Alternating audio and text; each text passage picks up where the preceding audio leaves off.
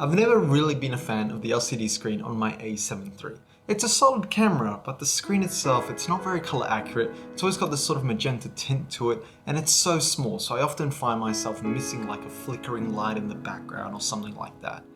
As well, the screen itself is not articulating, so it's kind of hard to film these types of videos, and I thought there's got to be a better option out there. What I found is a dedicated monitor in cage. A cage is essentially a big block of metal that goes around the camera, and it gives a lot of mounting holes. With this, it lets you add various accessories around the camera. Now, naturally, this does add bulk to the rig, but it is essential if you want a balanced and stable rig, especially when you want everything to stay firm when you're moving out and about.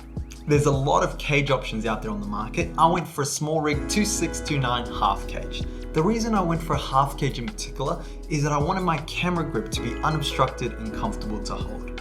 Now, I'm super happy with the cage. It's actually pretty light, it's really well built, it's got plenty of mounting holes, so it supports any accessories that I ever need to use. So mounted to the front of the cage, I'm running a Neewer Magic Arm. The quality of these is so-so, but what they do really well is that they let you position the monitor in any position you want. Now, the thing about them is that the ball heads is kind of stiff, so there's a bit of wrestling that you gotta do to get them into position, but once you get them on there, they work great. So on the other side of the camera, I've got a Smallrig 1679 HDMI clamp. This is really handy. It ensures that the mini HDMI cable going into the camera stays firm and doesn't move anywhere while shooting. Now, it works great, I'm super happy with it, but the actual flaps in the camera can be kind of hard to pull out when it's installed, so I recommend leaving them half open when first installing them, and you'll be fine.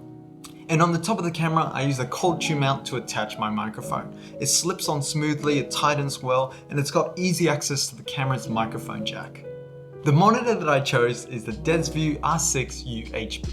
I came across this monitor when I was doing research on the brightest budget 5.5 inch size monitor. This one really stood out to me. In particular, I really liked that it had 2800 nits of brightness and an inbuilt fan to prevent overheating. I was mainly tossing up between this one and the Atomos Shinobi, but that one's only got 1000 nits of brightness, and having something that's versatile that can be used both outdoors and indoors is super important to me. So I went out on a bright sunny day with the R6 to the park, and it worked fine. I could check my shot, I could check exposure, I could pull focus, no worries at all. The only thing is that the build quality is a bit plasticky, but if you take care of it, it should be okay. Another thing that stood out to me about the R6 is how many features it has. But the good thing is that even with all those features, the menus are well designed. It seems like a hybrid between Atomos and small HD menu designs, and I found that really easy to navigate. The touchscreen is also super responsive, so I've been very happy. Personally though, the main feature that I was looking for is the ability to load LUTs.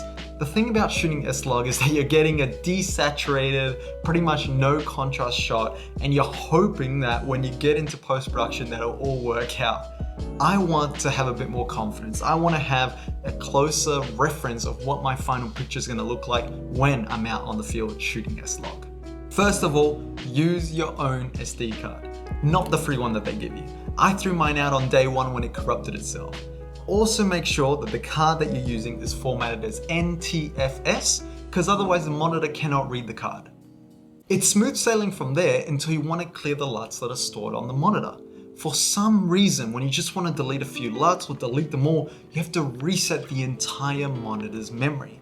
They do give you a generous amount of pages so you can keep a lot of LUTs, but this is not an efficient way when you just want to clear a few out. Some of the things I also recommend doing is disabling the auto backlight on the monitor. You don't want the brightness shifting in and out when your hand accidentally goes over the sensor. And the other thing I recommend is enabling the battery notification, just so you can see how much battery you've got left. The R6 accepts both Sony L-type batteries and Canon LP6 batteries. The battery that I'm using is just the generic Sony L-type that I got for $10 additional on AliExpress, but I definitely will be investing in some more high capacity batteries as this monitor drains a lot of power. Another quirk that the monitor has is that it turns itself on every time you put in a new battery.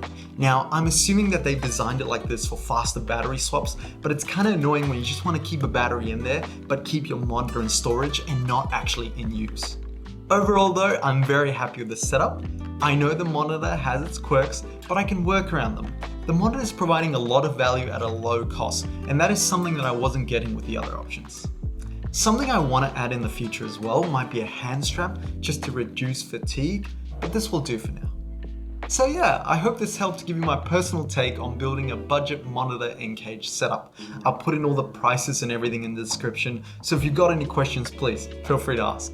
Awesome guys, thank you so much. Take care, bye.